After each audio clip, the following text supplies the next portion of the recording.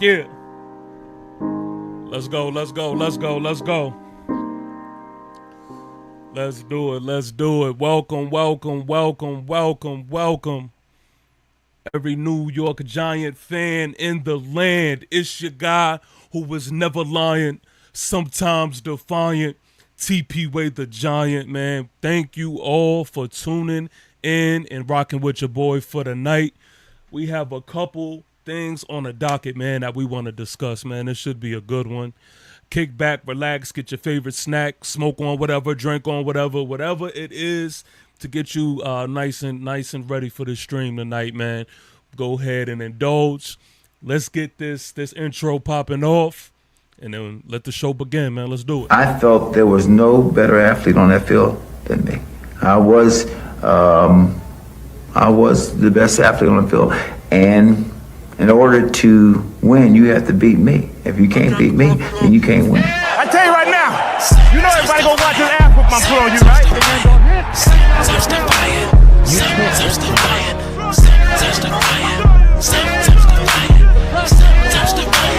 It's your guy who is never lying, sometimes defiant.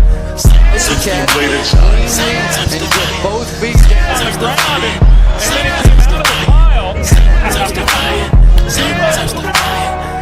This ball's thrown and Tyree. That may be the greatest catch I've ever seen.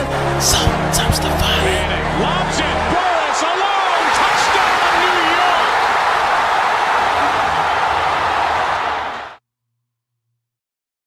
All right, I see y'all in the chat, man. Shout out to Ryan's Big Blue Podcast, man. Checking in. Feed 5 from to my guy Ryan. Look, make sure y'all also, man, go check out and see what he is doing on his end. I enjoy the content, my man. I was definitely looking at a few of your videos the other day, man. So keep going, man. Keep doing your thing, man. I like what you got going on over there. Clinton Jones, my guy Clinton, tuned in like always. Giant salute to Clinton. Saying what up in the chat.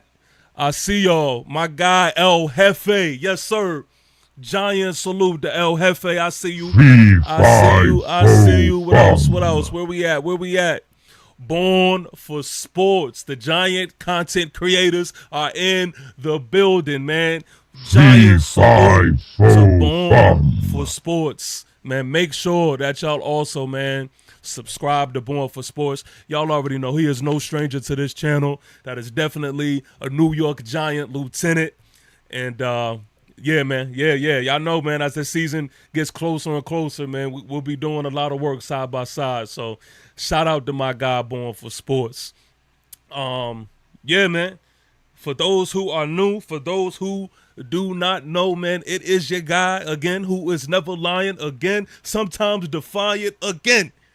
TP Wade the Giant, man. I'm glad, man. I'm glad to be doing this. I just feel good to be consistent in this thing. This actually is like a full circle, like a full year beginning, and really just the start to anything I plan to do on this channel, man. That I've been consistently. This is consistently like the first real year, and it just feels good, man. As a Giant, content creator.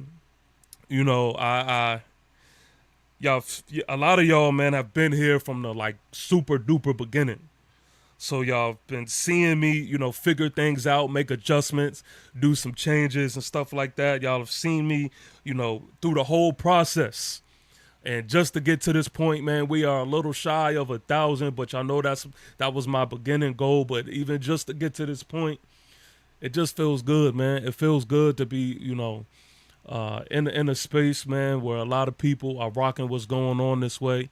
And I really, man, I'm really just ready to rock out this season. I'm not gonna lie to y'all. Who I am as a giant content creator, you know, a wise man once said the rap game is sort of like the coke game. You know, that's a hard bar. You know, shout out to Nas, shout out to Jay. But it's similar in a giant content creator space, right?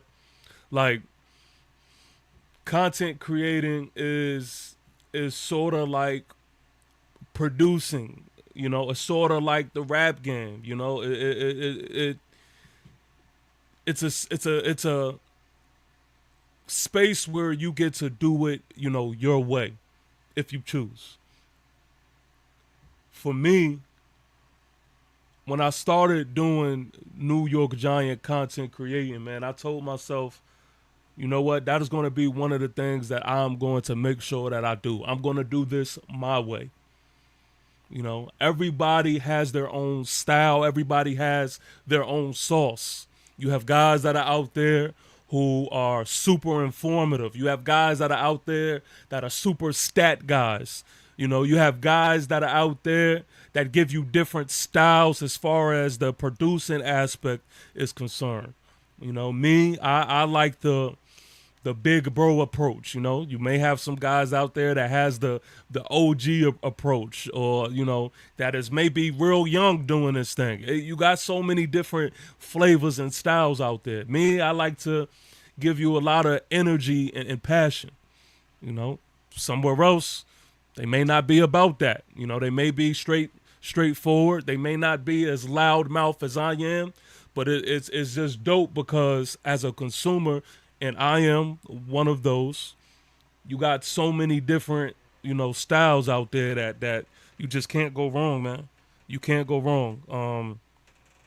And I hope, and as far as my lane is concerned, man, I hope that it just is something that, you know, people get to enjoy. I hope that it's something that people get to, you know, resonate with. And, you know, at the end of the day, I'm a true fan. I'm a true fan, and I'm always going to come from that perspective there. I'm a true fan. I don't try to act like I am somebody who is this big just analysis of a person, or somebody who is just super duper just knowledgeable of every single thing. At the end of the day, man, I am a fan with the microphone and the camera. And this journey is just something that I like to share with other Giant fans, man, and bring us all together. So, I mean, that is that with that, man. And I see a few Giant content creators that is in this chat. I will say this, man. My style of things is I like to work with people that I rock with. Now, you have your content creators that just like to, which is smart for business. I'm not knocking it. Please don't take this as a knock. But you have your content creators that says, oh, you know, this guy has a bunch of subscribers. Let me work with him. Me, I only like to really work with guys that I enjoy watching as a consumer. I like to, you know, hop on streamers' platforms, or I like for them to come on my platform if I genuinely rock with them. Because I think that chemistry is, one, super important, but I think it always is telling when you get it on camera. So anybody that you see on my channel, I'm a fan first, you know, of their work. But secondly, I genuinely watch their content. So I'm going to continue doing that. I'm going to continue, you know, with that theme of things. And again, shout out to Ryan, man. Ryan says, love your content, man. Always supporting other Giant content creators and love what you do, man. Yeah, Giant salute to Ryan for sure. That deserves another fee. Yeah, man. Hopefully we could do something soon, man. He says, hoping to grow to where you are myself, man. Consistency. That's the name of the game, man. That is the name of the game. Consistency. That is it. That is it. Like, again, there are going to be people who gravitate to all different types of styles. There are going to be people who absolutely hate my style, but there's going to be somebody else who absolutely loves it. And that just goes for everyone, man. So, again, I'm going to do this thing the way I can only do it. You know what I mean? And whatever comes from that, I'm grateful. But anyway, speaking of that, listen, I'm on the road to 1K. I am on the road to 1K. If you are not subscribed to this channel, don't even worry about it. I'm going to give you some time. I know life is busy. You may have forgot, whatever. Go ahead and subscribe now, man. Go ahead and subscribe, especially if you are a New York Giant fan / New York Giant soldier. Let me explain to y'all. A lot of times I say New York Giant fan / New York Giant soldier. Let me elaborate on what the New York Giant soldier part means. This is a soldier mentality theme of things over here, man.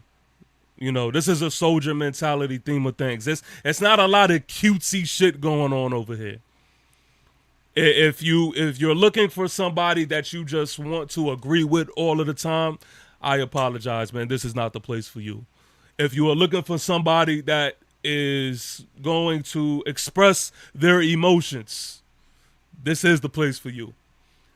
If you are looking for somebody that is going to try to tell you what you want to hear and what you want to hear only, I'm sorry, this is not the place for you. So over here, man, we give a soldier mentality to things. Again, I am a New York Giant fan first, so I am going to be coming from that perspective. I am not going to be coming from a analytical, schmanalytical aspect of it. Everything about me ain't about every type of stat that there is. Nah, man. I believe in the eye test is the best test. I give you raw and real content, and that's how we give it up, man. So it's just the soldier mentality things, man. And again, y'all have seen me stream and rock out with other guys, and we may disagree, we may argue, but I need y'all to understand, man. It is all love at the end of the day, man. And this is also a space where, if you know, you know. This is a space where we welcome that. We welcome the disagreements. We welcome the arguments. As long as you understand that it is love and it is all respect, then you already know what it is. So that is just it, man. That is how we give it up over here, man. Ghost Dog, I see you, says, your peace and salute to TPWA, man. Giant salute to Ghost Dog. And El Jefe says, Giants Nation. Let's get it. I see you. Good, baby. I see you. So look, man, I want to actually kick this thing really off with just doing some Twitter searching, man. Doing some Twitter searching. I kind of caught my new wave of things on how I wanna do this. Is I told y'all I don't want to be showing like the whole feed to Twitter, right? But I figured like throughout the week and stuff like that, if I just share the things that catches my eye to my page, then I only have to worry about scrolling down my page. And that way y'all don't have to be, seeing other crazy shit that y'all didn't really sign up to see that can be on Twitter sometimes. So, yeah, man. Yeah, so let's do it. Let's do it. Let's start here. It says 2025 NFL team jersey tiers. What would you change?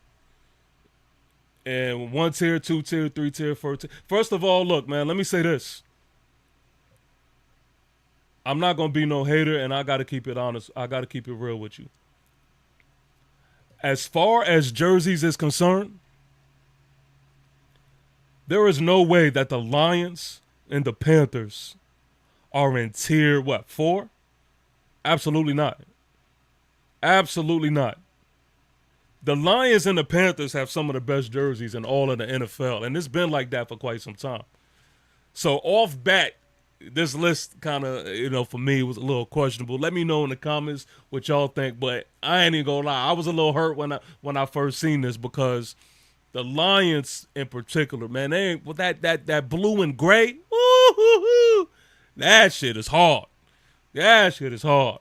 And then the Carolina Panthers, I like when they do that black and blue, and they also can flip it. They can give you that blue primarily with the black being the secondary.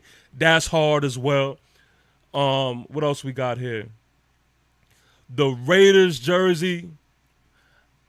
The Raiders jersey, I think it's just mainly the colors.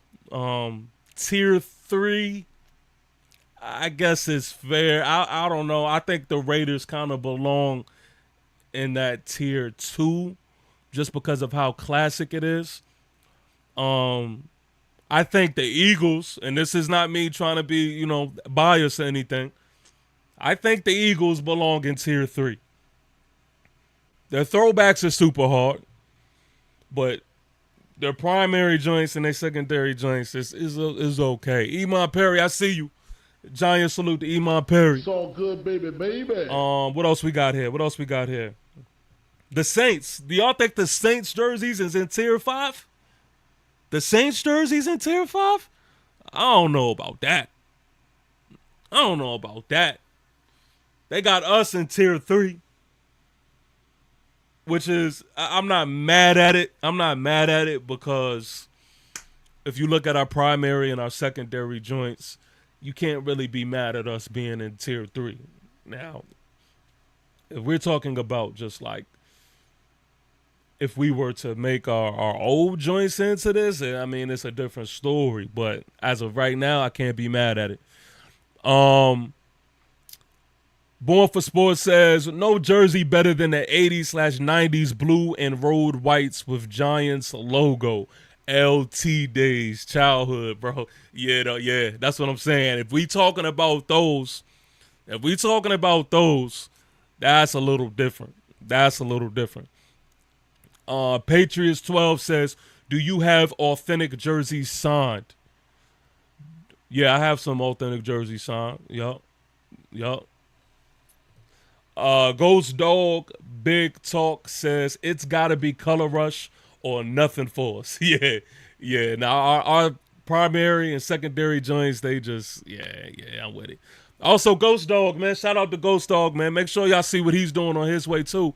Another dope New York Giant content creator that is tuned in, man. Born for Sports says, should be our permanent jersey and logo. Yeah, that's a fact. Patriots 12 says, nice. Who and where you get it? Yeah, so all of my jerseys, man, are personally signed. Like, I've met these people in person. So, the Saquon Barkley jersey that I have, it was after the Giants and Bear game in MetLife, and Saquon went absolutely off. Well, we as a team went absolutely off. Daniel Jones went off that game. And after the game, it was the same game, matter of fact, where my son's first Giant game where we was on the field. After the game, we seen Saquon. He got it signed for us. The Ravens. Let's go. There's the Ravens. The Ravens jerseys are hard. And I don't know. Me personally, I might have to put the Ravens jerseys in tier 1. Now, as I'm looking at these tier 1 jerseys, respectfully, the Dolphins jerseys don't belong in tier 1. The Chargers jerseys do not belong in tier 1. And I do not know how the Buccaneers jersey got in tier 1 as well. The Tennessee Titan jerseys, I get it, but that's not my per se tier 1 either. The only one that I could actually receive that is in this tier 1 is the Bengals. I can let the Bengals stay in the tier 1. But if I'm doing tier 1, me personally, I have the Bengals in tier 1. I have I'm gonna be real with you. I may have to put the Vikings in tier 1. Of course, I started this thing off. I'm gonna put the Lions and the Panthers in tier 1. So that's 4. And would I put Seattle?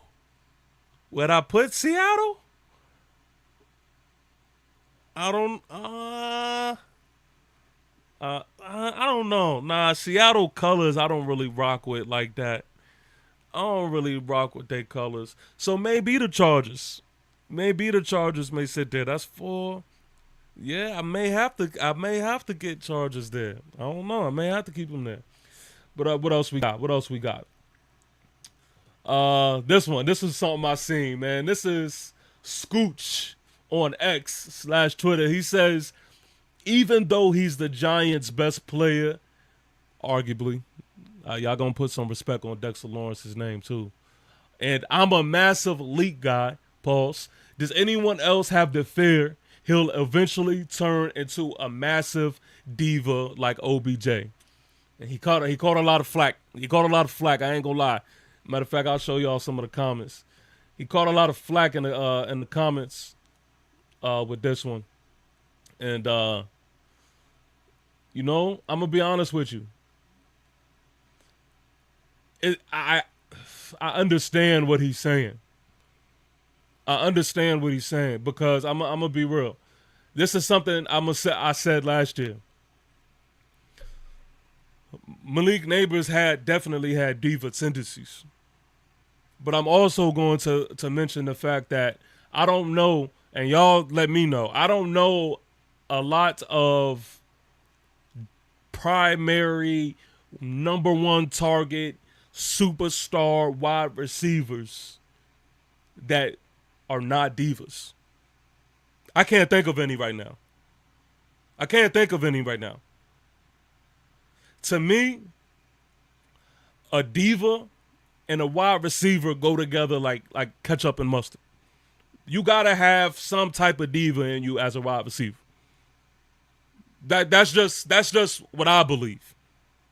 So I don't know. I see him catching flack on this, but I'm not really knocking it because it is a true assessment. Now I think what he's kind of getting at is it so much diva-ness to where it will hurt the team. Now, we could just simply answer it by saying this. I think winning cures all sicknesses. I do. I think winning cures all sicknesses. You look at the Philadelphia Eagles and what they got going on over there. A.J. Brown is definitely a diva. But does it matter when you are going to the bowl? Does it matter when you're winning games? So, I mean, at the end of the day, I kind of understand what he was saying, but, hey, it gets ugly when it gets ugly. When you lose games, you're going to get more of the true diva out of Malik Neighbors, but at the end of the day, when you're winning games, I mean, hey, it don't even matter. This is Jermaine Illuminor, man. See what he had to say right here real quick. Trenches was more than you're just seeing this spring. What was kind of the root of that? I think just people are just sick and tired of not being good, and it all starts in the trenches. O-line, D-line is where games are really won. We can talk about the receiver room or DBs, and I know quarterback's a really important position, but games are really decided in the trenches, and so it was intense, especially with the players we have on O-line and D-line. But at the end of the day, everyone got better from it. I love it. Shout out to Jermaine Illuminor, one of my favorite New York Giants that I like following up here on Twitter /X, because he tells it like it is, man. Him and Darius Slayton, like they tell it like it is, man, and they gonna have their teammates back through it all. And this is somebody who's kind of vocal in that. And anytime y'all speak bad about the offensive line, he's gonna be the guy that's gonna hop on X/Twitter and give you his perspective from things. And I'm glad that they pushing this, and I'm glad he understands this, because at the end of the day, this is all facts. And we know this. This is not something that we don't know. It starts and ends in the trenches. So we like to hear this from our guys that is on the offensive line because we know that they in the right mind space, you know, especially in this point of time of where we are at now. Patriots 12 says, who's your favorite player on Giants? My favorite Giant of all time is Tiki Barber. My current favorite player right now, I may have to give it to Dexter Lawrence. He might be my favorite right now. Born for Sports says, yeah, Jermaine is speaking facts. Point of attack. Yes, sir. Yes, sir. Ghost Dog says, Jermaine about that business. He is a cornerstone piece on this line and has earned himself that much. That's a fact. He needs another deal in the future. Yeah, Jermaine Illuminor is my guy. Oh, here we go. Darren Waller. I know y'all probably heard about this. It was a game. I don't know if I've shared this with anybody, but I knew I was retiring when we played in Buffalo. The Giants we were playing there. It was a game where it was really controversial because one of the guys held me at the end and they didn't call it. It was in the first quarter of the game. We were running like this counter lead running play, and I'm kind of like leading through the hole like I'm a fullback, and the play is working. But I sit down on the sideline after like a drive where we ran like 3 times, and I'm like, what the am I doing with my life? I'm out here playing fullback. I don't even want to do this anymore. And I'm just like looking at the moon. It's like early first quarter, second quarter. Nobody else would really even know that I'm thinking this, but I'm on the sideline like, yep, I'm going to finish this year with the best of my ability, but I'm definitely done playing after this year. And that was the only time I played. I don't know. All right. Now look, Darren Waller received a lot of flack for this, right?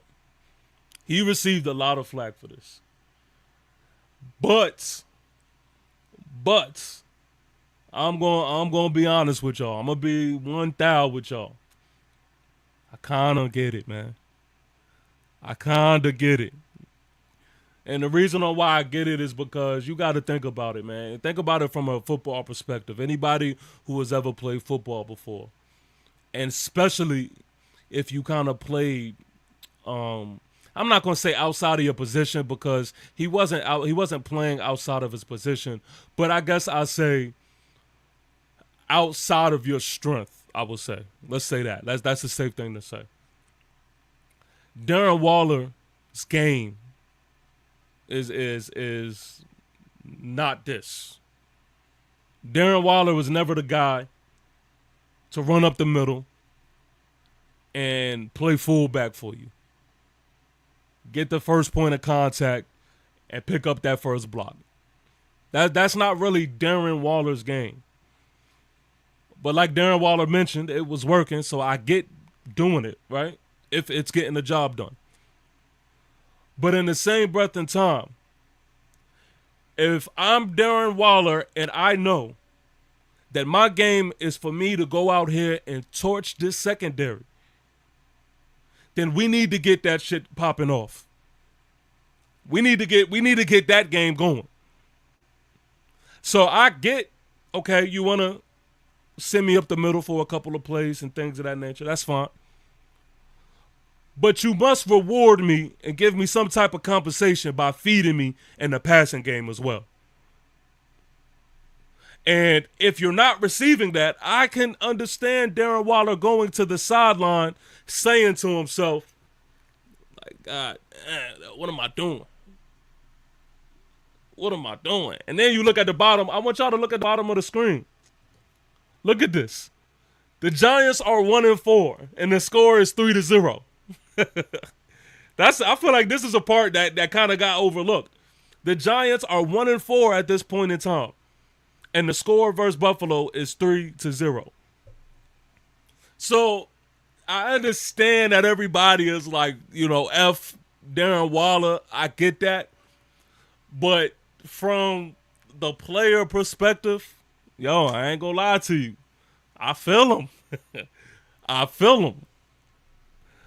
Shout out to Unpop Opinion Sports. Giant salute. Checking in, saying what's good, man. I can't call it, man. How are you? Born for Sports since Theo Johnson's season. Yes, sir. Yes, sir. Oh, yeah. That is for sure. We're going to talk about that in a second, too.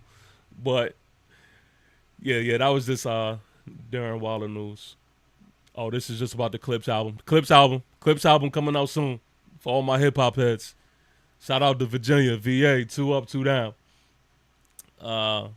This is hilarious. This is hilarious for my Knick fans.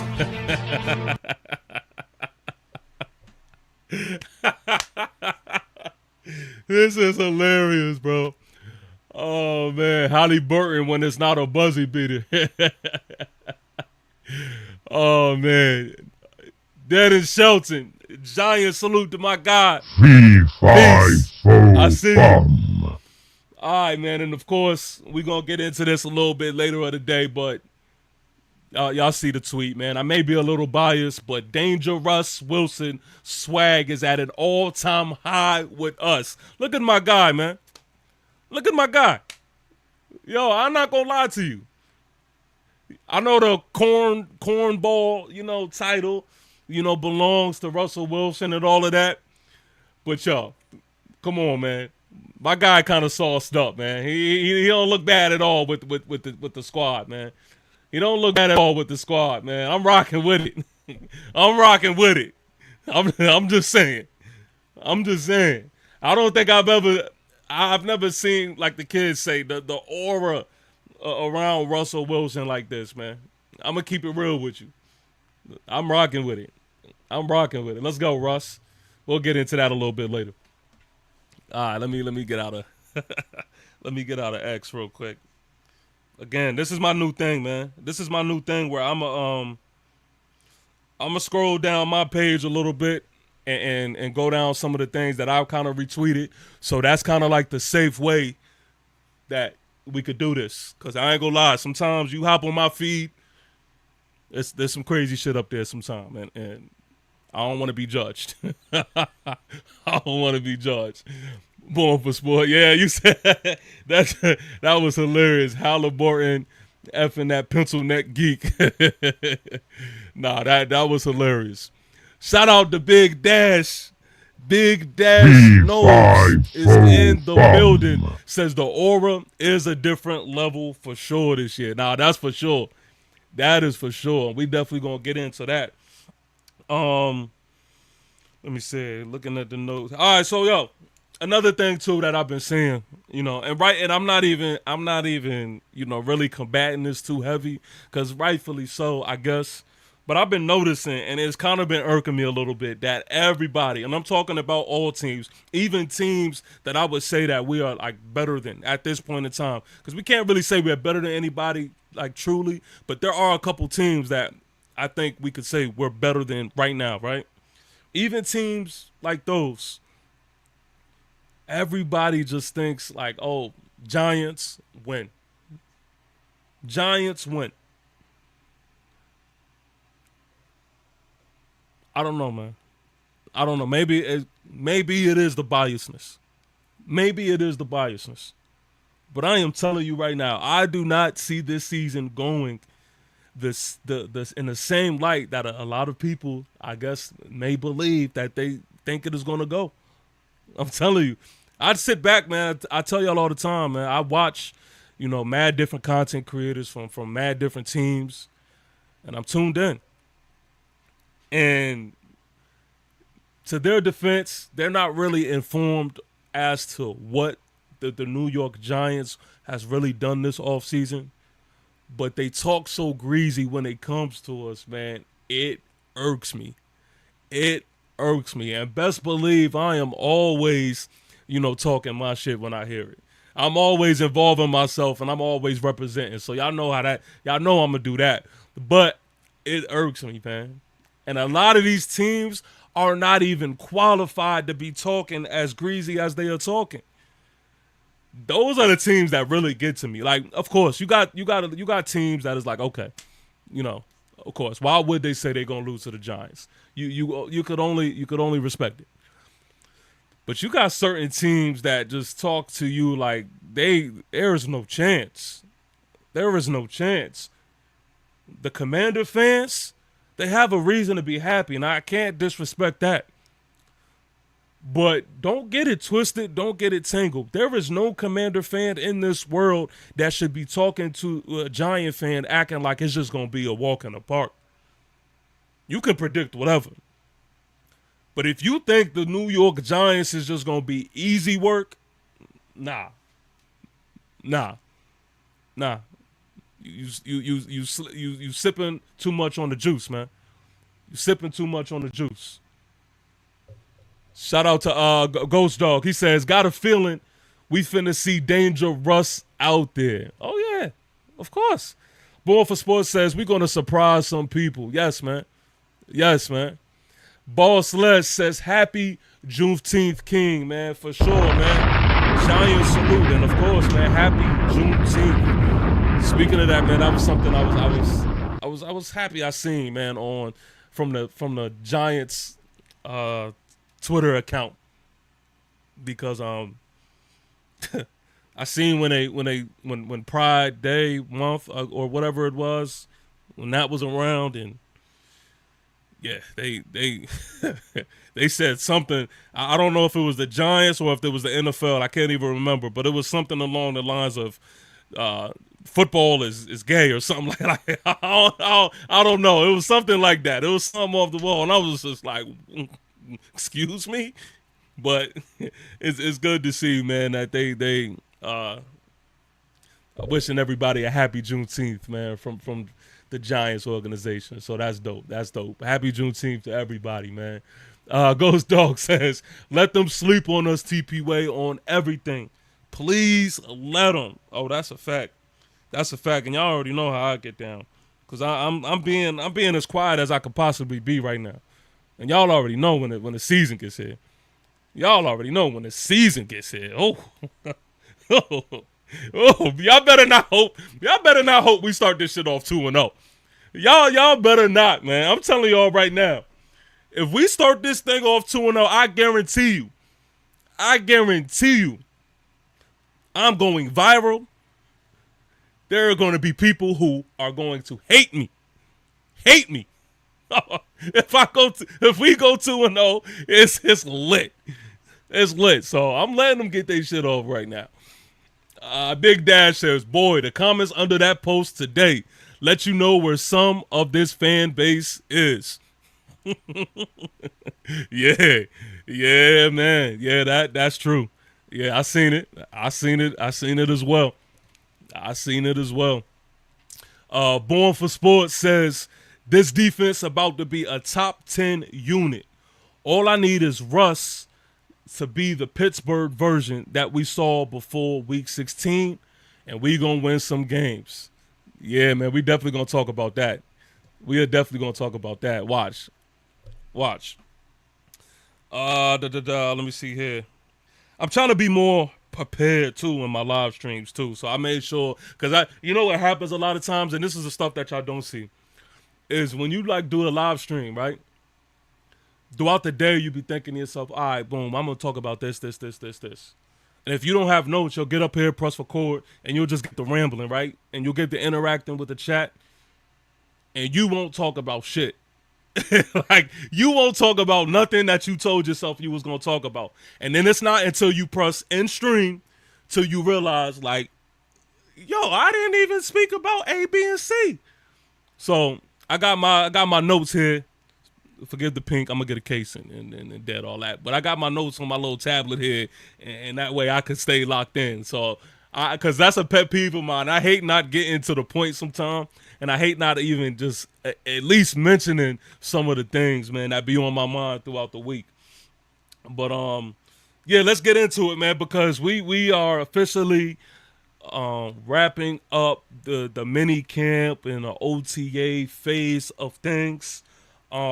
This is something that I do want to just highlight real quick, because to me, in my head, this is not something that is small. I think this is something that is a big point.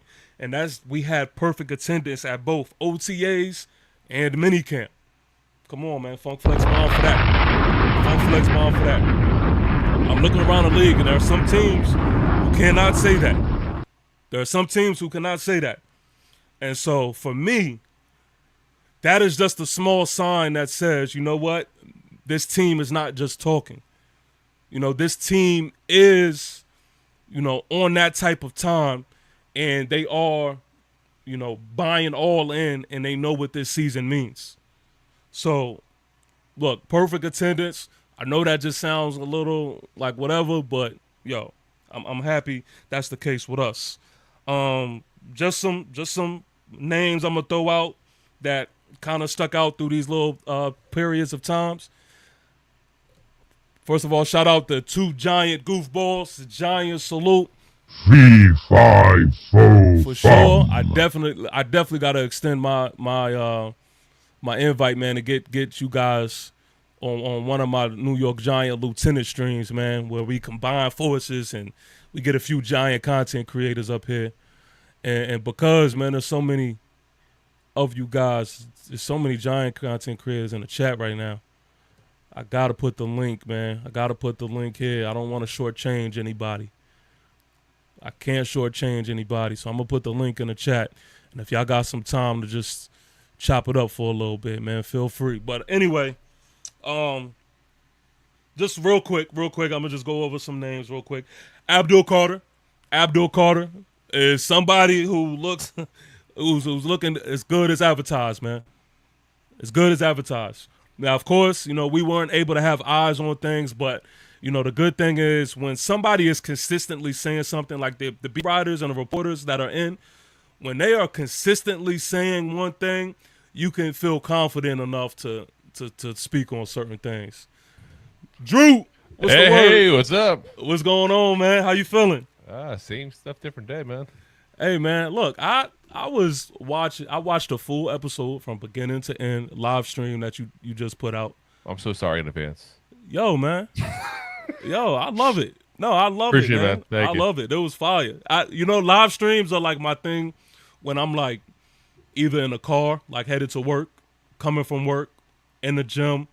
Like when I really got time to like, you know, really listen, that's when I, you know, tune into my live streams. Oh, yeah. And I actually was able to sit down and I had like nothing to do.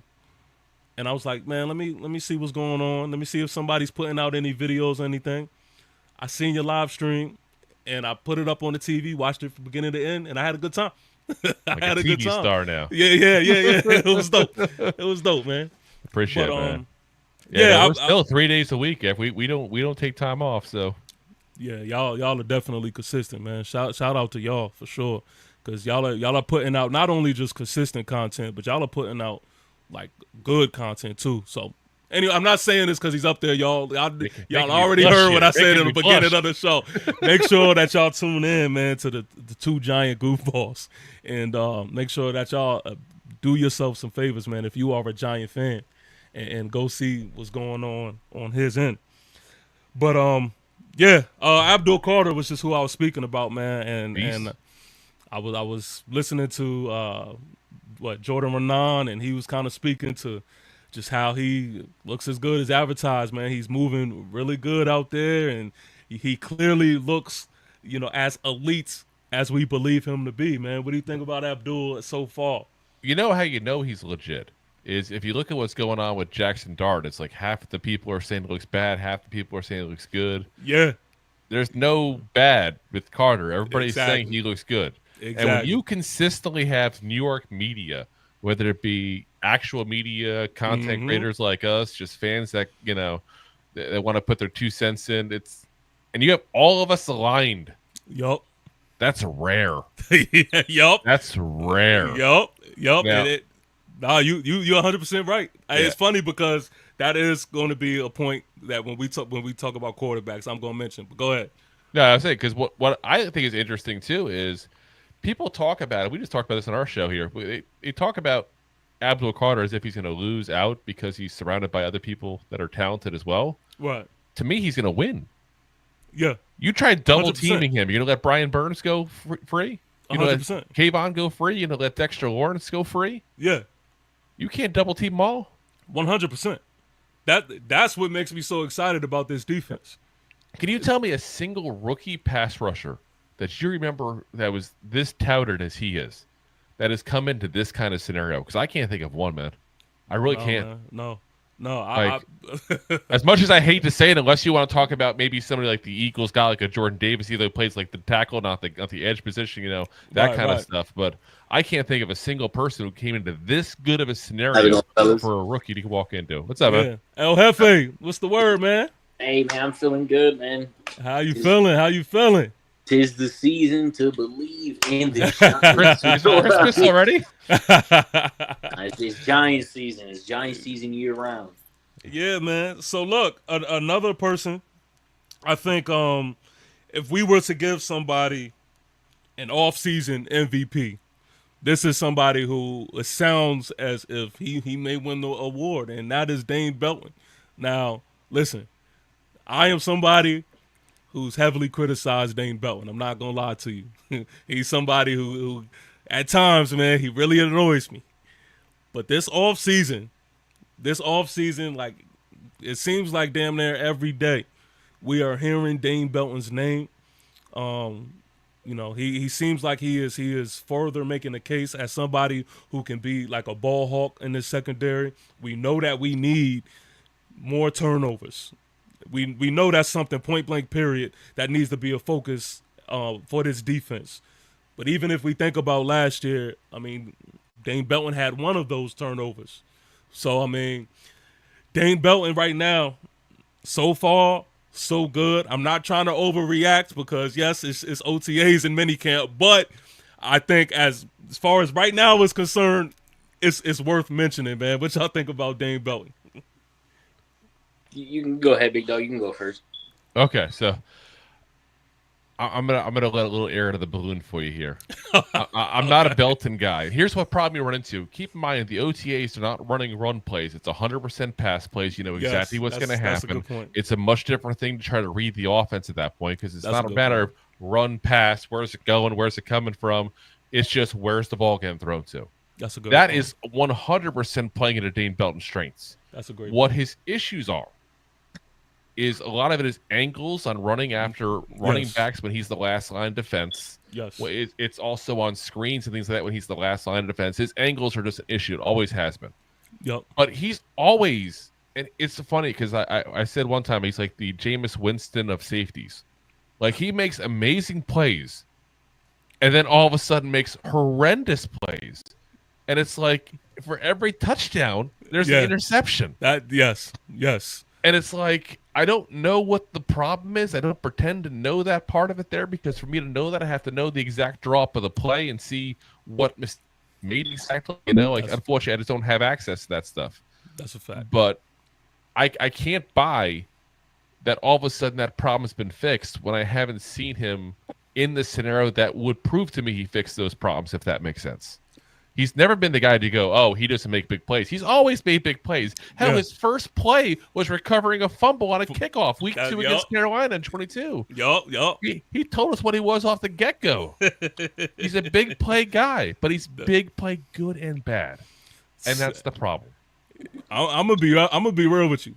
That is a wonderful point. Because even though that is common sense, right? That's something I didn't necessarily think about, but it is very true. And it could be blushed the whole time up here. Look at this. No. I gotta give. Is it my birthday or something? I'm unaware. Like, I gotta give credit when it's due because that is 100% a fact, and it also makes me think of this as well. This is something that I meant to mention here. First of all, is it my birthday? Because I'm getting all the dopest of the dopest Giant content creators up here. Let's go. Big Dash in the building. What's going on, everybody? Yeah, matter of fact, look, before I get into this is something I'm also, look, as time goes on, I'm improving. I'm going to get better at things. And there's going to be things, when you assess yourself, you say, you know what? I will do better next time, whatever. I'll make a change or switch to this. This is something that I want to make sure that I do. I want to make sure that when I have somebody tuning in to the live stream, that they don't just hear from me, that they hear from y'all, man. So just real quick, if y'all don't mind, can you let the people know, man, where they can follow y'all, how they can support y'all, and then we'll just continue with the stream. So, Drew, I'll start with you, and Dash and then LFA. You can say whatever you want to say. Nah, I bet. Yeah. So I'm one of two giant goofballs. We record every Monday, Wednesday, Thursday, 9 p.m. Eastern, live on YouTube, Facebook, X, all that stuff. There, though, I will always tell people if you really want to support a content creator, watch them on YouTube. Yeah, I don't hide that. Point blank, watch them on YouTube. It's the only platform that truly cares about us. We also do audio as well for the next day if those people, like you mentioned, when you're driving to work and all there before. So Spotify, Apple, all the big ones there as well. So appreciate everybody. There we go. All right, Dash, on you. Yeah, you know what it is. It's Big Dash knows on all social media platforms except for Facebook. I haven't fixed that yet. So my government is on Facebook, so I don't give that one out. But it is what it is. Shout out to Hefe though, man. What's going on, man? How you doing? Good, man. Ready to talk about these Giants, man. Whenever and every day. Yes, sir. Hey, look, I want to bring this up real quick because I want to know what y'all think about this shit, right? Now we've seen this. I'm pretty sure a few times. I'm gonna let it play for, I guess, in case somebody hasn't seen it. I'm gonna let this play. Now, of course, this was blown up. Let's just see it one more time for those who just play for the people in the back. Yeah.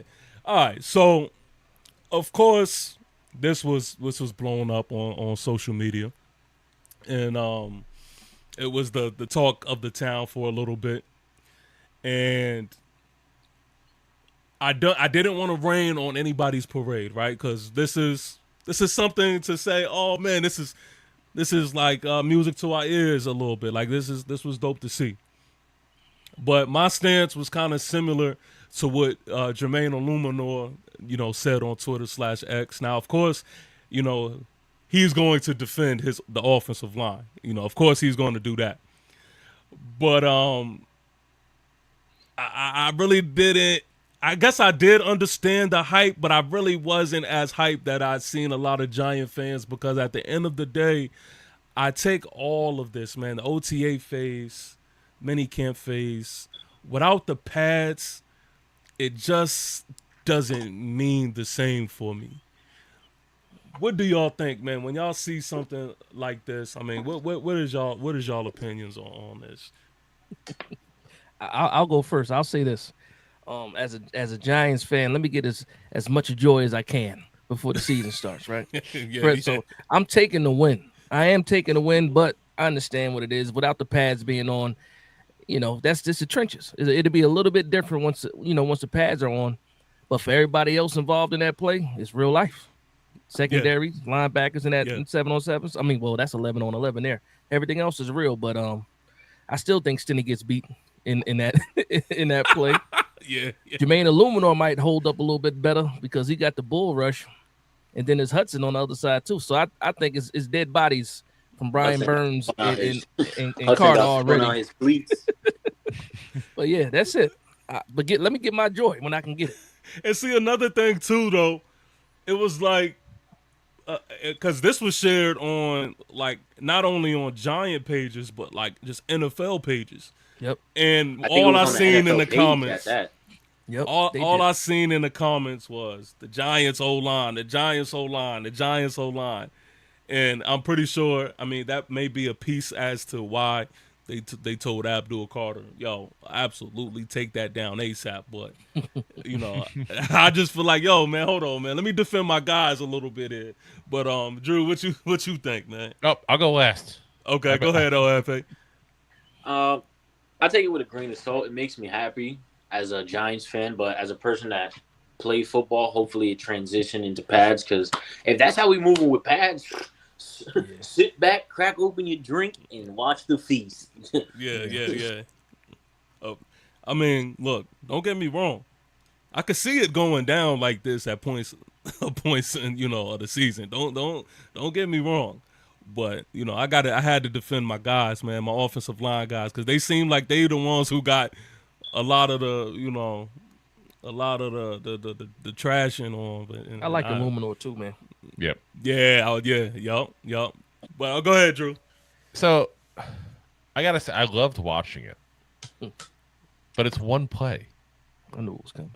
I can't get excited. You give me a montage of that, I'm going to be excited / disappointed in the offensive line. It's 1 point. I feel like we're so hungry for good news, and I get it. Like, I get where that's coming from, guys. Don't get me wrong. And I hate to be the Debbie Downer here, but I'm gonna be. We're so desperate for good news. We're excited they went bowling. They had dinner. They had one good play.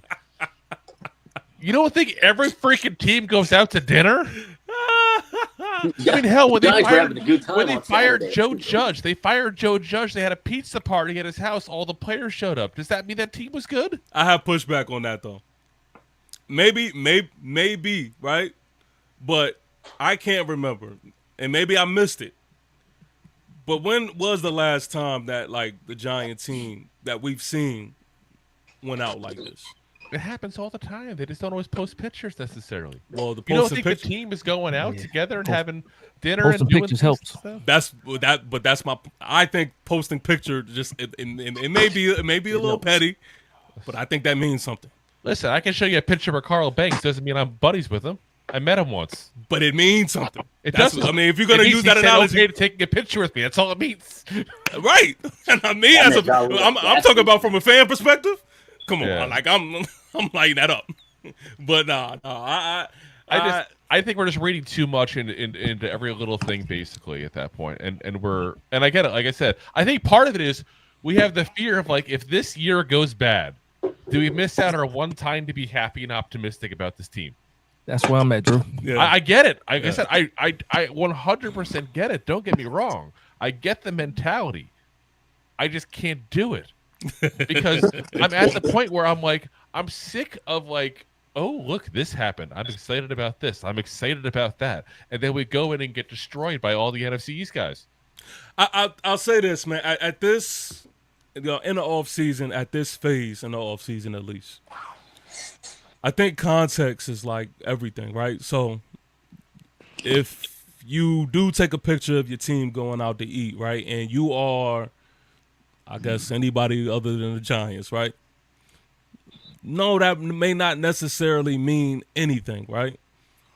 But I guess for people like me who believed last season at one point in time that this team was mentally just done, like, I guess it's a good sign. Or not even just the team dinner, because that's nothing, right? Let's say we see a play of Jalen Hyatt and Russell Wilson connecting, right? Now, a lot of people may say, all right, guys, look, this is OTAs. It's just one play or whatever. But again, context. We didn't see anything from Jalen Hyatt last season. Mm-hmm. So, like, for Giant fans that is just starving to see that connection, all this is signs in this phase in time in the offseason. But I would say it is more just like a good sign as to things that we kind of needed answers to. I'm calling it Trey Hawkins syndrome. Like, I'll believe it when I see it in an actual game. Yeah, I understand that. You really got PTSD. I do. I've been hurt, okay? Yeah. I've been hurt. Like, if I had to point to the doll where it hurt me, it'd be everywhere. It's like, I can't. Like, I'm this type, Drew. So this time of year, I'm optimistic. I don't let any of the negativity in, right? Now we get into like last year. I think it was week 5 that did it. I think it was week 5 that did it, where it just was like, yeah. But until that happens, until we get into the regular season, right. Any positive, I'm collecting positives, because that's all we got right now. Now we did say 9 wins on our show, so I'm not even saying like, and we're not even trying to be that negative. No, I know what you mean. I gotta see it. I get you. I get you. That's the problem. My homie, that's a Seahawks fan. He bet me that if the Giants win 10 games, he's gonna shave his head bald. So I need that. Oh man, yeah, I gotta meet him. He got dreads or something? Nah, he's just gonna shave his. He's just one of those Seahawks fans that really think they better than. He said the Seahawks now could beat these Giants. I'm like, bro, y'all didn't even beat us with DK, with K9. That's a fact. Y'all gonna beat us now? Yeah, I absolutely refuse to hear anything from one of the 3 teams that we beat. Exactly. I also say you can't ever give up your hair because trust me, there's a reason why most of us over the age of 30 wear hats nonstop. Like enjoy your time with I keep hair. the hat on. Hey, You know what it is. Hey, I've heard there's a term for it now. It's hat fishing. On the way out. Hat fishing. Hat fishing. No, I heard that's a this real term thing. last year. I was like, hat fishing. Yeah, that's a real thing.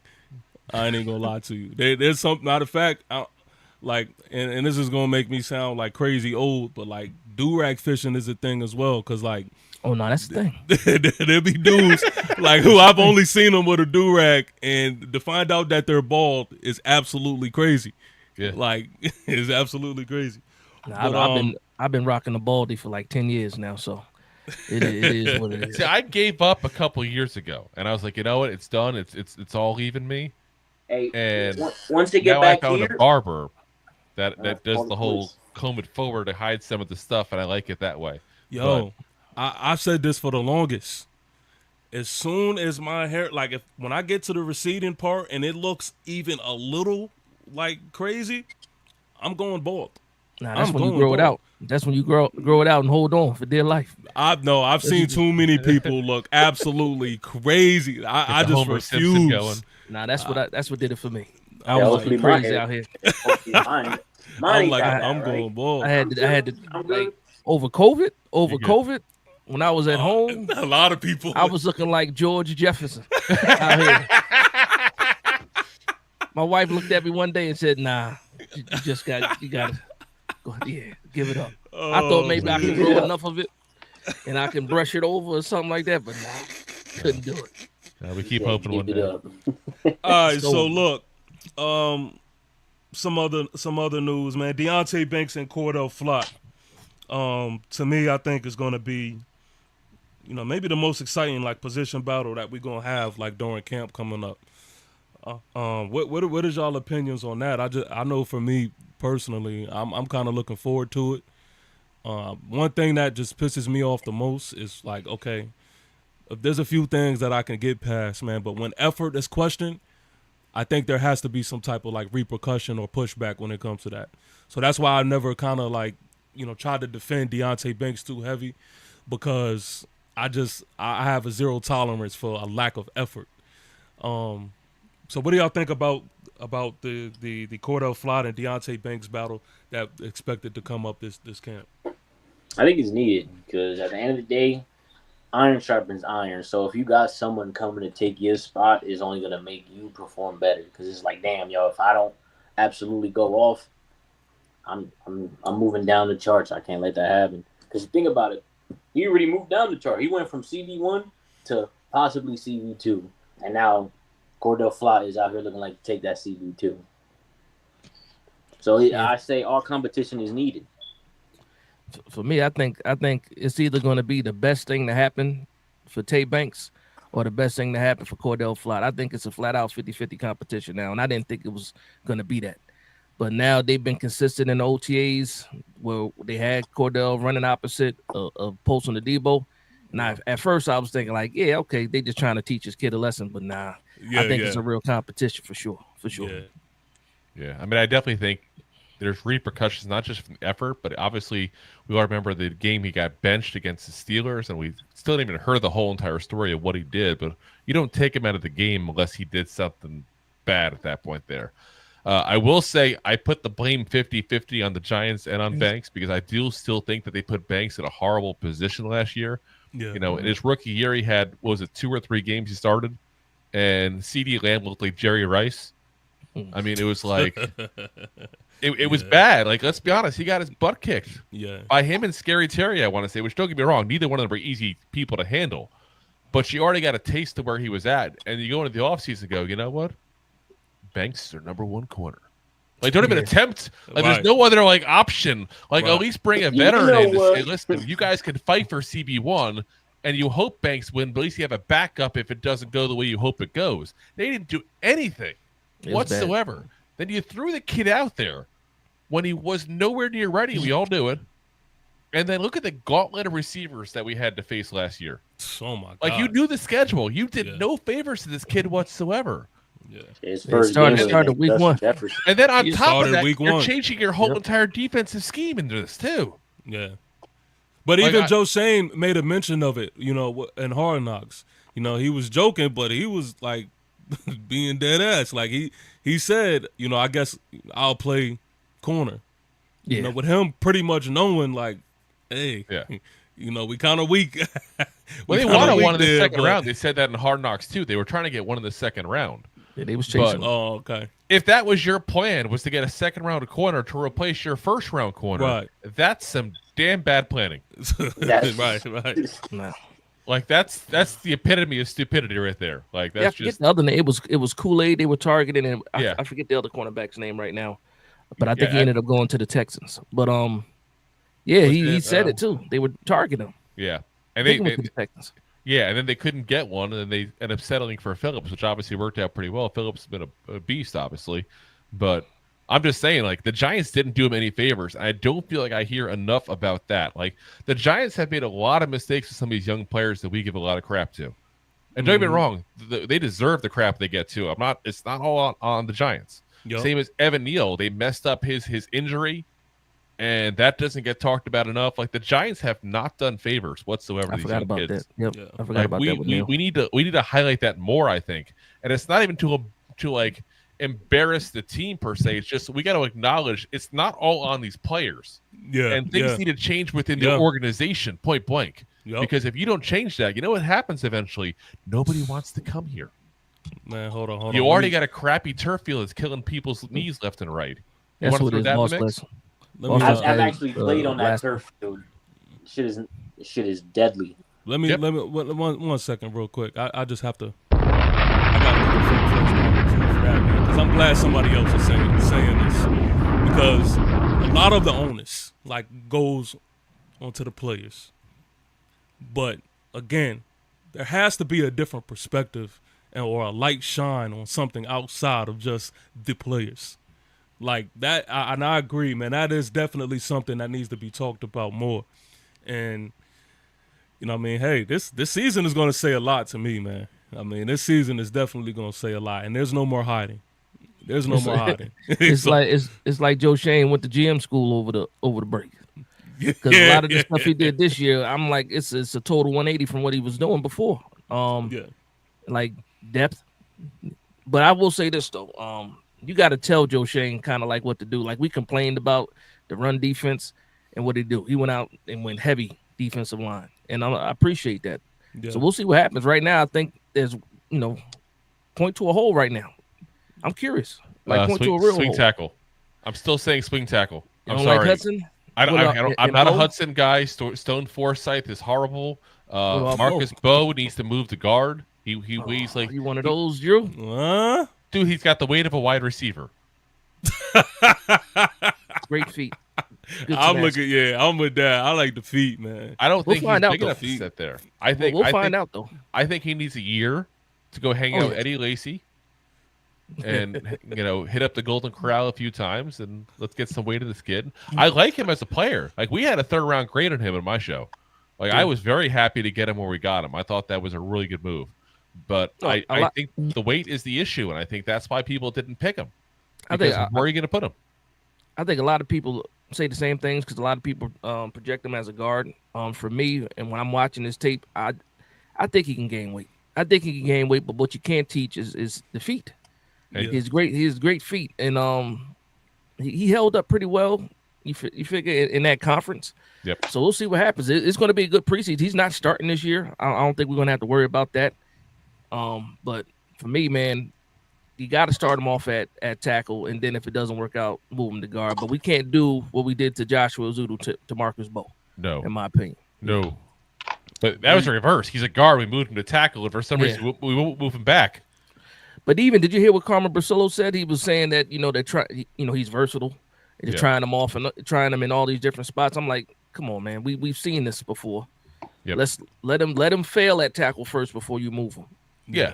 No, I'm cool with that part of it there. I have no problem. I just think eventually he's going to move there. And my concern is that we all know what happens to Andrew Thomas like every year at this point here. I hate to say it, and I hope this is the year that doesn't happen. Don't get me wrong, obviously. But look at what we got there at tackle. Yeah, you're absolutely right. I don't think Forsythe even makes a team, though. But I'm saying you got him and you got Hudson as your swing tackles with experience besides Josh Azudu. You tell me one player you're like, he can go ahead and play tackle if he has to. Like, even if you move Illuminor over to left tackle, which is what you'd probably want them to do again at that point. Yeah. Is there one of those three guys that you go, that guy could hang in a right tackle? We're going to move Evan Neal back out there? Oh, boy. Nah. I'm just saying, like, that's the biggest fear I have on this roster right now. And it seems like every year, and I get it, you can't fill every hole. Like, I'm not trying to say, like, if that's something you can do in one season, you know? But every single year, there's such obvious holes, it's not even funny. Last year was the CB1 issue, like we talked about earlier, and I said all along in the offseason too, you had Dexter Lawrence and a bunch of 7th-round draft picks. Like, you need to get some actual guys for that front three. Like, you couldn't do what they did, and that's why the run defense was so horrible last year. They had nobody. Nacho was probably our second best defensive lineman. You kidding me? Nacho? I can't wait for that either. There's just the competition at D-line. Oh, I'm very curious to see Darius Alexander. I think he's going to be a sleeper guy. I think he's going to be a guy that comes out and does a lot more than people expect him to do. I'm very high on Darius Alexander. I'm still trying to figure out what his injury is because they didn't tell us anything. Yeah. I'll worry if, like, first day of training camp is just when I want to see him. You know, I'm kind of not trying to think too negatively when it comes to Darius Alexander's injury, because I'm not gonna lie, this whole time I'm like, all right, what's going on? Like, we ain't even get a little bit, but I'm just like, okay, nah, you know what? I'm gonna push the date back a little bit. Training camp is when I'm gonna start getting seriously worried. And I think they're just being overly cautious. You think I really think they're just being overly cautious. Same as with Thomas, same with Neighbors. That's what I'm hoping. They don't want to put people out there because, let's be very frank, you're not going to be like, oh, well, this guy didn't play good. It's because he didn't do the spring practices. Yeah, right. Like, that's not going to be the difference of you being good or not. Like, God damn it, if he had just done the spring practices, this guy'd be an all-pro right now. But, you know, what I do care about is the training camp, and it's not necessarily the plays. I want to see some physicality this year. Yeah, because I want them to remember what happened 2 years ago when you let them just do like the softest training camp ever, and we got our freaking faces and preseason early in the season and preseason. Let them play. Yeah, let them play. So real quick, I do want to mention this before we get into the meat and potatoes, man, of the stream here. Why, there was a dinner and a show. Yeah. Before you say anything, I'm gonna go ahead and sign off. I got work tomorrow, fellas. Appreciate y'all. All right, man. Yo, appreciate you, man. Thanks for chopping it up with us, man. Y'all already know what it is. Remember, 4-2 in the div. Let's go. I love it. Peace, man. All right, real quick. Listen, I think our list of UDFA receivers also is going to be a battle, man. This offseason, you know, I like DeQuan Felton, you know, going into this thing, but we're hearing some names that I haven't even heard before. You know, Juice Wells is in the mix. I think there's going to be, and not only that, I don't think there's not only going to be a competition, but I believe that one of these guys, man, is going to actually like put their footprint, you know, this season. And so, what do y'all think about these UDFA's receivers that we have? Do y'all think that there will be one or two of them that will actually make this 53-man roster, or what do y'all think? Cambry. Cambry's going to be the guy. I'm telling you. You think so? The only reason I think so is the guy was a special team stud point blank in college. That's the only reason he got signed. Let's be very frank on that. We signed a whole bunch of guys that fill that role as well, the veterans at that point, you know, like the Pascals and all the world. So if you have the chance to take a guy who excelled this in college that you don't know what you got necessarily in offense yet, then what would you do? Keep the veteran that's proven he can't play offense, or take the rookie and see what you got? Which veteran you talking about, though? Like a lot of them. What's the names? You tell me one veteran receiver we have on the depth chart that you trust past Slayton. I'm putting Slayton number 3, obviously, in the depth chart. By the way, I should specify I get that. it. I'll say this, right? I'll say this. When I think about the UDFA's, I can't think about the UDFA's without thinking about how many wide receivers we probably keep. And then when you think about the wide receivers we're going to keep, 4 of them are probably going to be the ones that get some actual run. One's going to be your primary kick return, punt return, and Smith Marset. Yep. And then you got, are we keeping 6 or are we keeping 7? That's I guess that's the biggest question. And if we're keeping 6, you got about 4 guys fighting for one spot. Yep. And that's the hardest part for me, because once training camp really starts, a lot of these guys that we're hearing about are not going to get those reps that they got in training, that they got in OTAs. So guys like Cambry, guys like even Bryce Ford Wheaton, which he's been a ghost for right now, but I'm thinking about Bo Collins is another name that they keep bringing up. He had a pretty good OTA. He's actually a really good OTA. Didn't I'm just sitting there. get a couple nice catches too? What's his name? Dre Bly's kid. What's his name? Yeah. Bly. That's what's his last name? I'm trying to remember his first name. I can't remember his name. It's not Dre though. I thought that he might have been a junior, but he's not a junior. Well, that'd be very confusing. Little Dre and Little Jordan. Yeah. Oh boy. Yeah. But even that guy, Little Jordan Humphreys. Oh, he won't make it. I'm telling you right now, he won't make it.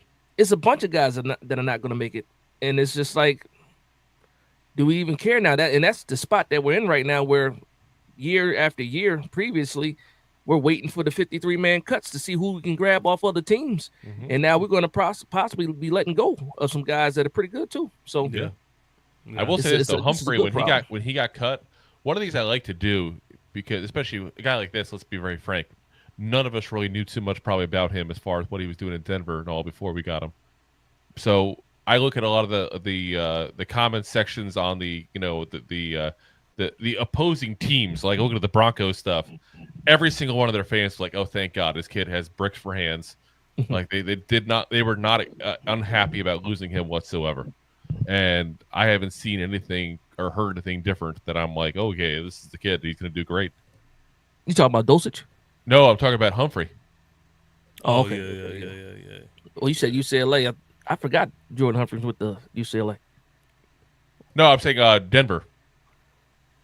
Oh, I'm thinking Dosage, and I'm thinking UCLA. No, yeah, no, because little Jordan Humphrey was also in Denver. By the way, do you hear how he got his name? I can't remember. No. Okay, no. So it's not his real name, though. I'm happy about that. No, that's his real name. The little part is real. That is his real name. Oh my gosh! So this is why I remember this story. When we signed him, I remember this very well. I was at a wedding that weekend. I was recovering from tons of espresso martinis. Oh boy, those things are good. I don't know what is about espresso I don't like martinis. coffee, so those things are good.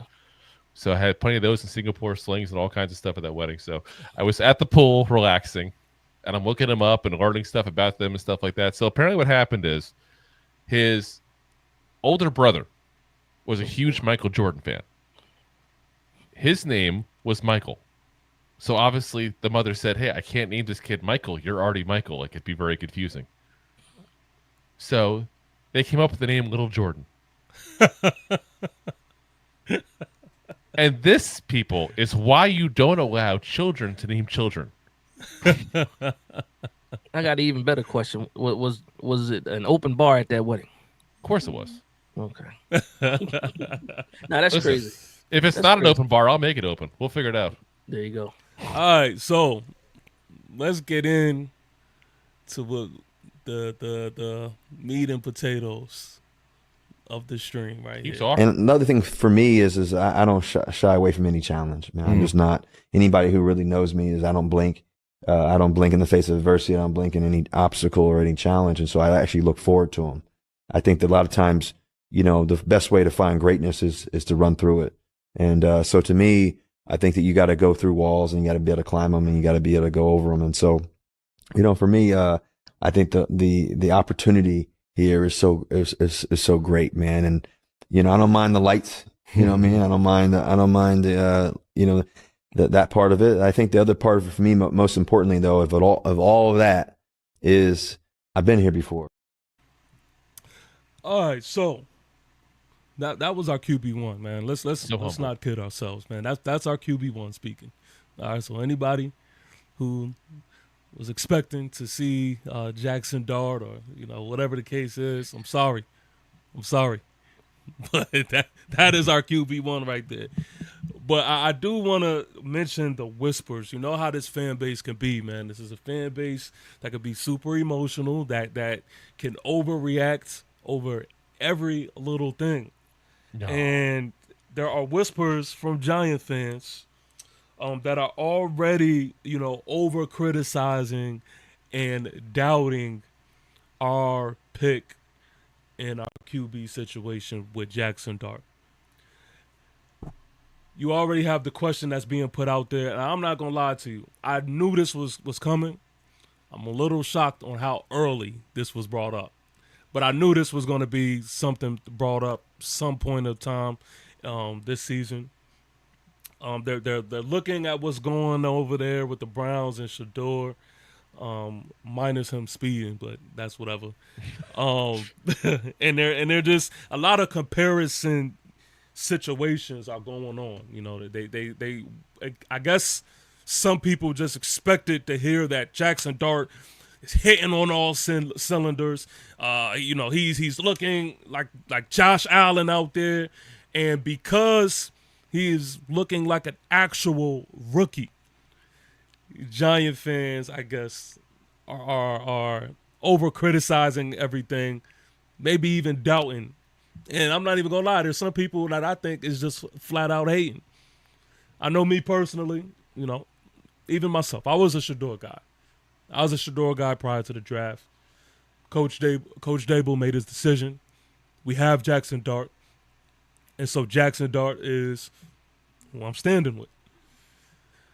But I am going to give this whole situation like its true analysis. I think Jackson Dart it deserves the true patience from me. I'm not going to be one of those guys that tries to take each and every little thing that I can to just say, "Oh, I told you we should have got Shador," and try to like make that a thing. I think that's whack.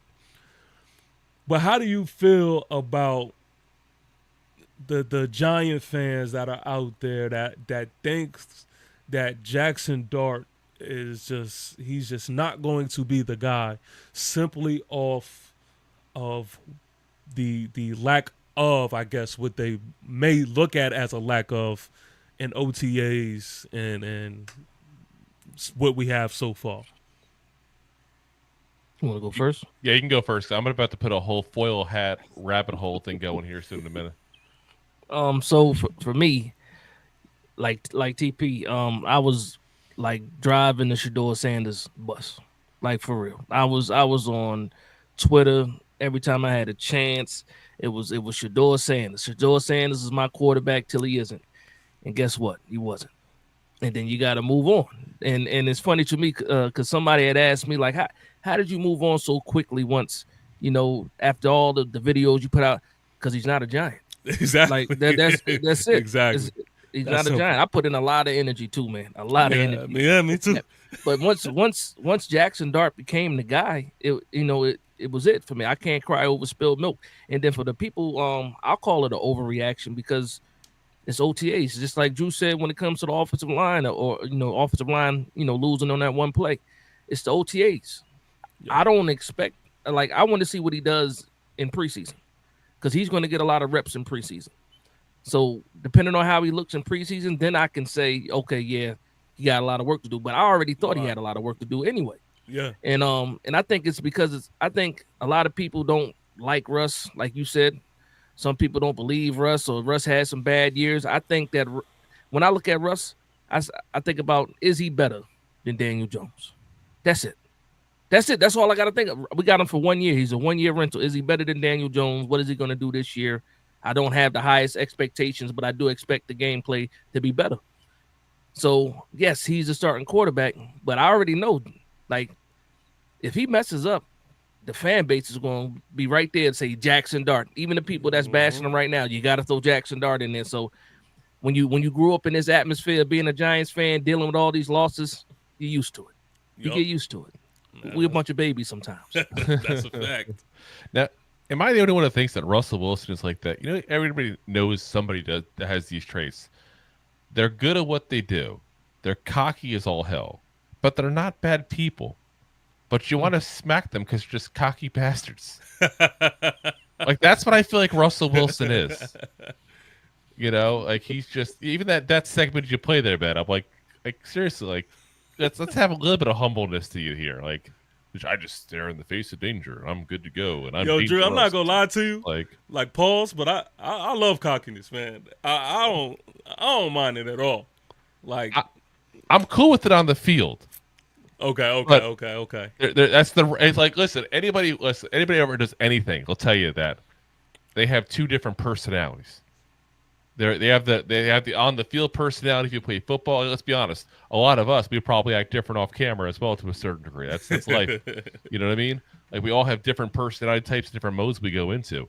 You go into that mode when you're on the field, and that's perfectly fine. Be cocky, be the leader, be the guy who's going to tell people where to go. I have no problem with that whatsoever.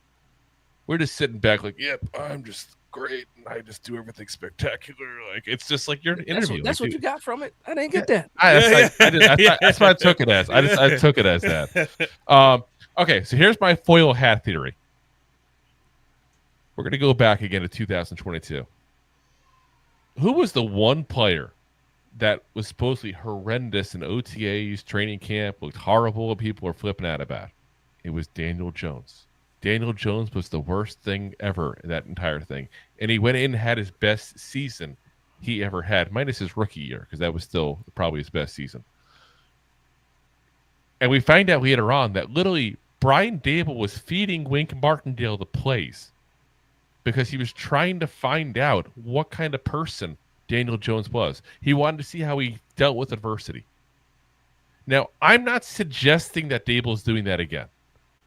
But what I am going to say is, this is why I tell people all the time not to get too overhyped or excited or upset over anything that happens in practices and training camps and stuff like that, because we don't know what the coaches' plans are. We don't know what they're doing. For all we know, they're sitting there going, you know what? Jackson Dart really struggles with this defense. He struggles with this kind of throw. That's what we're going to keep on doing until we can see we can refine it and see what kind of improvement we can get out of these next couple of weeks. We don't know. Yeah. So to judge somebody who's never even stepped foot, as you said, on a preseason game, let alone a regular season game, is absolutely ridiculous. And I'm going to say something even a little crazy. I hope he doesn't look great in preseason. Because I think if he looks great in preseason, if Russell Wilson looks at all bad, even for a quarter, you're going to have this entire fan base screaming for him to come in. And I think he needs time. You know, you guys said about Sanders. We were saying Sanders too. I mean, granted, we'd have the information that came out later on and stuff like that. And I don't know if we had that our opinion would be the same, obviously, with the meeting issues and all. But we said point blank Jackson Dart was DJ 2.0. We literally said that on the show multiple times. And I'm not going to shy away from it because I said it beforehand. I'd be a jerk to say that. I hope I'm wrong. With every single goddamn fiber in my body, I do hope I was wrong. But I saw him in tape at Ole Miss. What I saw was a guy who had physical tools. Mm-hmm. And I liked the physical tools he had. But what I also saw is he couldn't read defenses well to go through progressions. What I also saw was he had trouble throwing to people with anticipation. And that's one of the things I loved watching Sanders was the anticipation throws, by the way, because that's something that some people are good at and some people just never get good at. Yeah. And my concern is that's the same issues I had with DJ. He never can go through his progressions on the defense. Granted, some of that was the fact that he had trouble reading defenses and some of that was the offensive line. There was a combination. But he had that problem. He couldn't throw with the anticipation worth anything. Like I said, I don't know. You know, I don't know if that's what's going on. But it wouldn't shock me if they're having some kind of weird psychological experiment here with Dart to see what this kid's made of to a certain degree. Mm-hmm. I'll say this too to that point when it comes to Jackson Dart. Again, I saw a lot of the same things. Going up to the draft, I'm like, he can't read defenses. That the way that Lane Kiffin runs that Ole Miss offense, you know, is quarterback friendly. So when I say he's a brisket, you gotta throw him on there and let him cook for a long time in order for him to get ready. I don't want to see him this year. And nope. TP, I saw you say it too. You don't want to see this guy this year. No. Nobody should want to see him this year. Because he is absolutely not ready. And to your point, Drew, the anticipation, that's what I love so much about Shedeur Sanders too. Yep. The anticipation and just the control or the command that he had of the offense. But again, this is Dable's guy, right? Because they had a chance to get Shedeur Sanders. They picked multiple chances. yeah. But they picked Jackson Dart. They was high-fiving. You know, Brian Dable was super excited to get him. Mm-hmm. Now, you just got to be right about it. But hopefully we won't know until 2026. Yeah, I mean, I think honestly, again, it all depends on how the season goes. Obviously, let's be honest. If we're in the playoff hunt at all, you don't see him at all this year. But I think after the bye week, because we have a very late bye week this year. Yeah, I think after the bye week, if things aren't going well, that's when you'll probably start seeing him to a certain That's the degree. only time I would like to see him. Yeah, and here's why I really think that. And the scary part about it, it's going to be Brian Dable trying to save his butt. Yeah, we weren't that good this year, but look at this kid. I did this. This is Josh Allen 2.0. I did this. I saw Daniel Jeremiah. He was on Rich Eisen's show, and he was looking at week 7 or week 8. And I'm like, what? Golly. Hell, Connor Hughes, and don't get me wrong, he wasn't suggesting it, but Connor Hughes point blank said if he had to start early on, he's not as afraid now as he was going into camp. Yeah. And I thought that was kind of interesting because, again, you hear such mix right now, but I think there's a lot of fan base that is just so negative at this point there that I mostly what I see from reporters and people that have actually seen some of these open practices have been pro Jackson Dart. Oh, they love him. Yeah. So I don't know where all this hate's coming from all of a sudden, and I don't know if it is people that just didn't like him coming out of the draft. I don't know if it's some people that are still a little hurt over the Shedeur Sanders thing. I don't know. Like I can't speak for other people's motives. I think it is because I'm not gonna lie. People look at Jaden Daniels. They look at Bo Nix. They look at all of these young quarterbacks that hit the ground running, and they could only see it that way. They don't really understand the whole aspect of a rookie sitting behind a veteran quarterback, and as me and Dad says, slow cooking. Like they don't get that. So anything short of Jackson Dart looked absolutely amazing. They look at that and say, "Oh, okay, well, this is a failure. This is going down the wrong hill." And I'm sure if you go back to and again, obviously, it's not something I have up on my screen or anything here, but I'm sure if you go back to Commanders practices and Broncos practices last year, you probably heard mixed reactions from people there as well. Yeah. It's a rookie. Like, they're not going to be great. I mean, look at even like Jaden Daniels when we played him the first time to the second time. Right. He was a different quarterback to a certain degree. Was. He's still, because we got both games were somewhat early. We still never got the tail end of his rookie season when he really got into his own there. But you saw the difference. Was it week 2, I think we had him the first time? It was like week 6 or 7 later on. Yeah. I'm trying to remember. It was somewhere towards the middle of the season, I think, we played the second time. I don't know the schedule up in front of me, but I'm pretty sure it was week 2 or something like that. We got them the first time. But Russell Wilson. So I don't want to make it sound like I'm just going to overhype Russell Wilson, right? But there is this narrative that Russell Wilson, like, this dude is washed. Like, let's be real, he's old. But I honestly believe, man, and again, this could just be biasness. But I think Russell Wilson is going to surprise a lot of people. Now, I think when it comes to our offense, I don't think that you need, like, a magician per se at quarterback. I just am expecting Russell Wilson to be Russell Wilson. Go out there, protect the ball, and just show his veteran ability, and we'll have the playmakers take care of the rest. But I think that Russell Wilson will shock a lot of people. How do y'all feel going into the season? As of right now, how do y'all feel about Russ?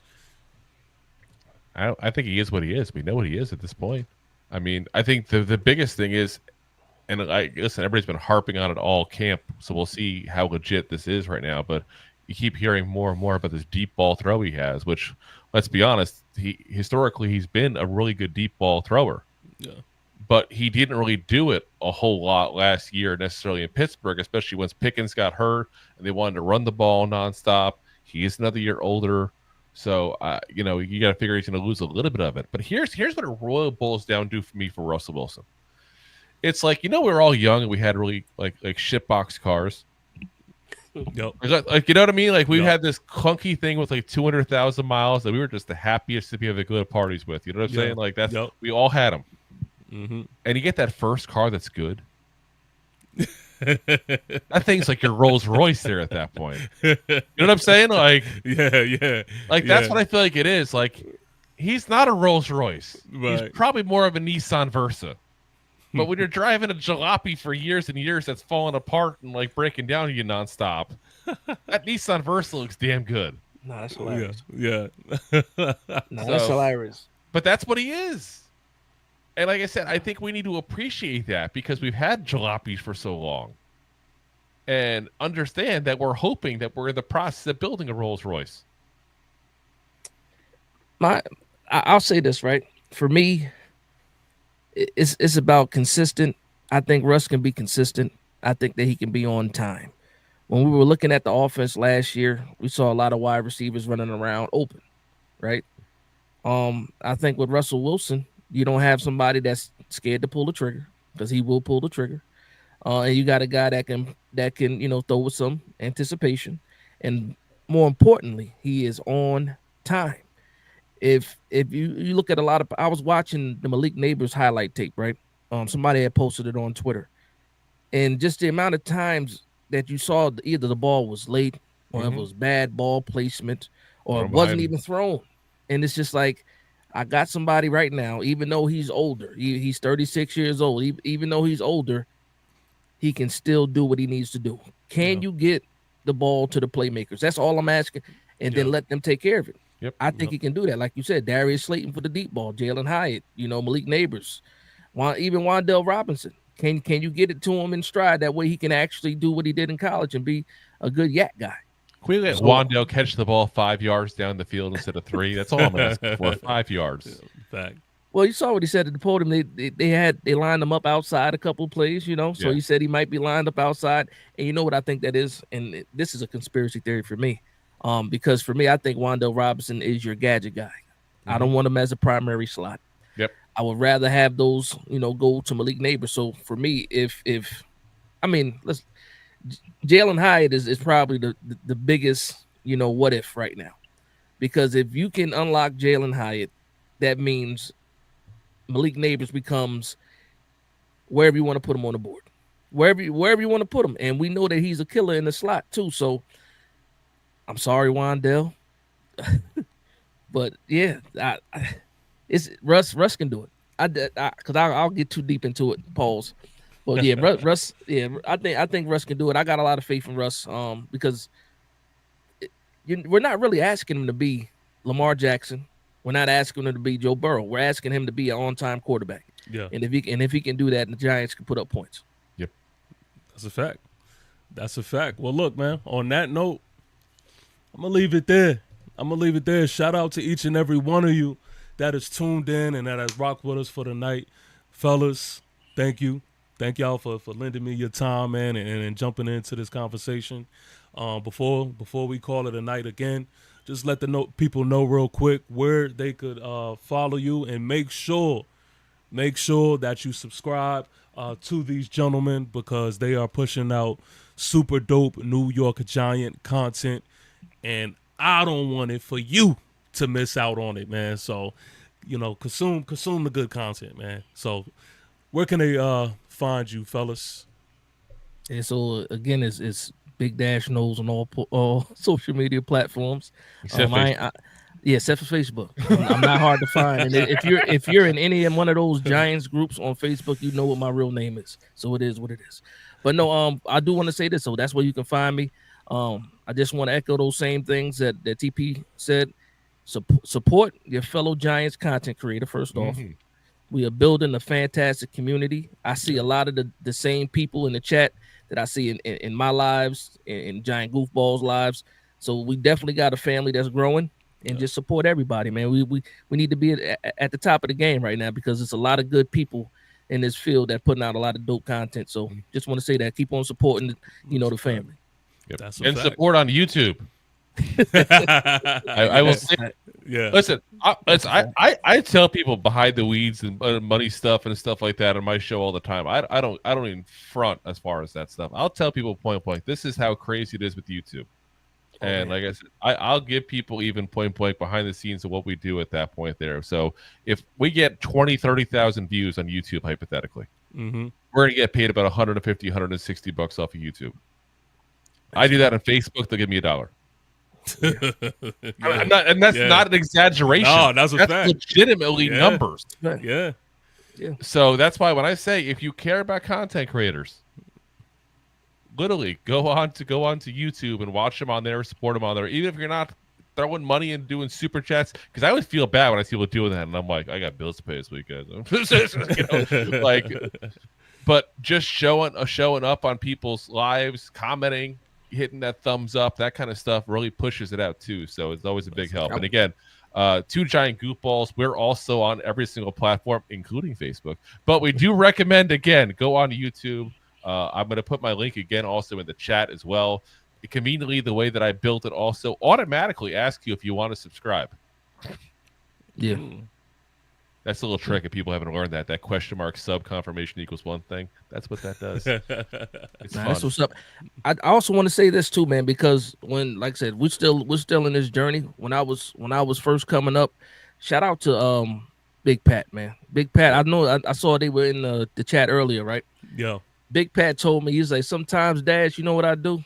Sometimes I'll watch your video, and then sometimes I'll just put it on again in the background just to show that support, just to get the view. Yeah. Do that for the people that's out that's there, a man. fact. You know, if you're going to sleep, go ahead, put on YouTube, put on a what do you call? Put on a list, a playlist, and let it rock through. And then don't forget to hit that like button, because let the algorithm know that you're in the building. And I learned that the hard way when it comes to these algorithms, because when I thought, like, you know, I gained some speed, and then I took like 2 weeks off. And it was like you couldn't even find my videos. Nope. It was like I thought once you crack the algorithm, it's cracked. No, you gotta be consistent. It cracks down on you. Just make sure you hit that like button too. So even when we in these lives, I can't see it right now. Make sure you hit the live button though if you're watching. That lets everybody know. It spreads the word around. The algorithm works that way. And again, if you like TP, if you enjoy what he does, hit that like button, hit that subscribe button.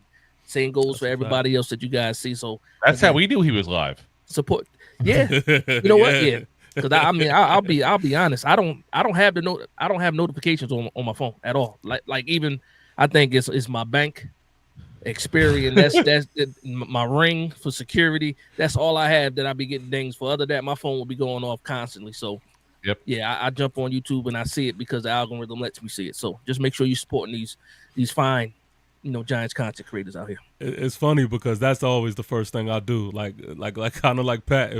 Even if I know, like, all right, I'm gonna watch this later, or I'm not gonna get around to look at it, as soon as I see the video, I go to it and I like it, and then I may watch it later. But I even do, like, when our show is over and I'm making my clips and all, because I got 3 screens in front of me. I'll have one of the screens going with somebody else's show, just watching while I'm doing my clips and stuff like that. I might pause it if I need to listen to something on my show while I'm cutting where I'm cutting and stuff like that. But always. But again, man, look, fellas, I appreciate y'all, man. I do. Thank y'all. I will holler at y'all very soon. We playing the waiting game, man, for training camp, and then you know, I'm pretty sure July 22nd. Yeah. Then it revs up a little bit, and then it gets real for us. So, again, thank y'all, man. Y'all have a good night. I'm gonna say peace out the proper way to my chat, and then I'll get with y'all soon, man. All right, take it easy, man. Peace. Yes, man. Again, make sure that y'all subscribe to those gentlemen, man. And I'm not even just saying that because they was on the live. Like, again, I genuinely watch these gentlemen. Like, I'm genuinely one of the guys that, like, are consumers of the content that they push out. So do yourself a favor. Do yourself a favor as a New York Giant fan. As a New York Giant fan, man, do not miss out. Listen, the Aboriginal Sports Network, again, also make sure that you subscribe to that channel as well. That is a separate channel from TP Way the Giant YouTube channel. Make sure that you go to the Aboriginal Sports Network and subscribe there, and you get content from all different types of sports and different types of faces. It is super dope over there, man. So make sure that y'all tune in that way as well. But like I say each and every stream, man, thank you all Thank you all. We are still pushing and on the road to 1,000 subscribers. And we humping, man. We almost there, so I appreciate y'all for the engagement. Y'all definitely show out whenever I need y'all to. Just keep on, man. Keep liking the streams. Keep liking the videos. Keep on with the engaging. And I will do my part on my end. And I will put on keep on my New York Giant content. My fault. This is my twin brother calling me. Let me see. Yo.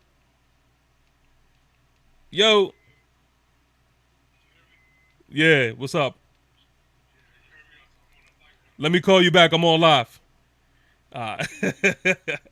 I always got to answer my brother's phone call just in case it's something. But again, I will holla at y'all when I holla at y'all. Fee, fi, fo, fum. And until next time, it has been real. Peace. AKA lion, AKA tiger, how we swinging nine, walking through the fire, certified pioneer. Yeah.